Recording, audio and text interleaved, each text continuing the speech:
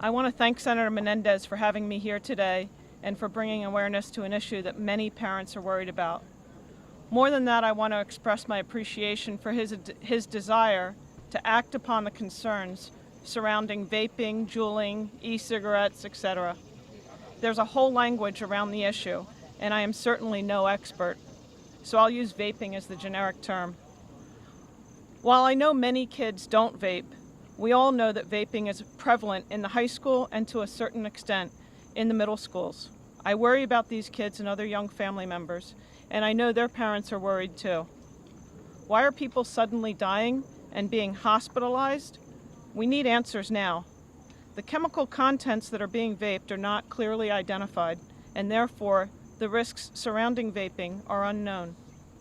I was easily able to find multiple articles regarding studies that have been performed over the past 10 years on vaping.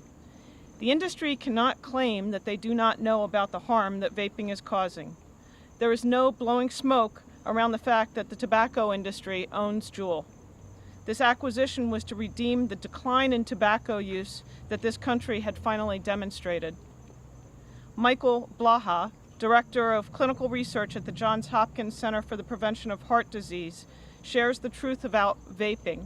Among his comments, he says that both e-cigarettes and regular cigarettes contain nicotine, which research suggests may be as addictive as heroin and cocaine. What's worse, says Blaha, is that many e-cigarette users get even more nicotine than they would from a tobacco product. You can actually buy extra strength cartridges which have a higher concentration of nicotine, or you can increase the e-cigarette's voltage to get a greater hit of the substance. In 2015, the U.S. Surgeon General reported that e-cigarette use among high school students had increased by 900%. 40% of young e-cigarette users had never smoked regular tobacco. According to Blaha, there are 3 reasons e-cigarettes may be particularly enticing to young people. First, many teens believe that vaping is less harmful than smoking.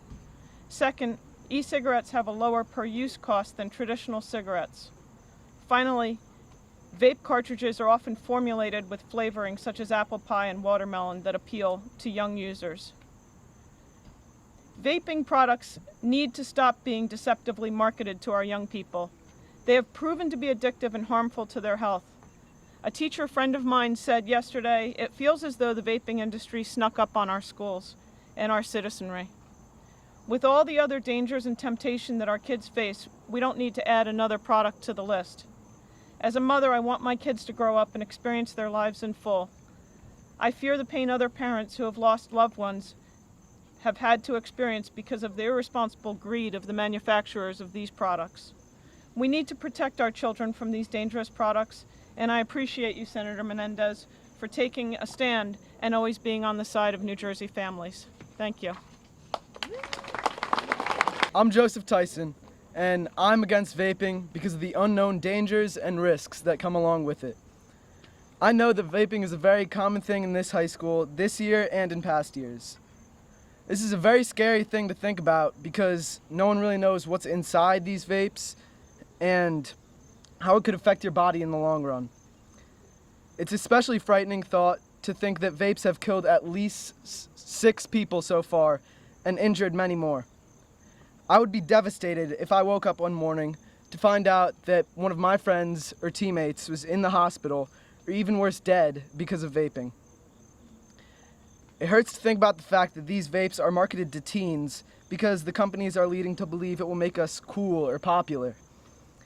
These companies are well aware of the harm these devices have done to many people and families, and are still trying to sell them to make a quick dollar off my health. Mango, root beer float, strawberry cheesecake, and even sour double rainbow. These are all real vape flavors that you can buy online and in stores. With flavors like these, you can't argue that vapes are not marketed towards teens. Nicotine has been proven to affect brain development and function in young people. It means a lot to me that Senator Menendez has come out to my high school and is taking this issue seriously and working hard to protect my classmates and friends. Thank you, Senator Menendez, for making New Jersey safe.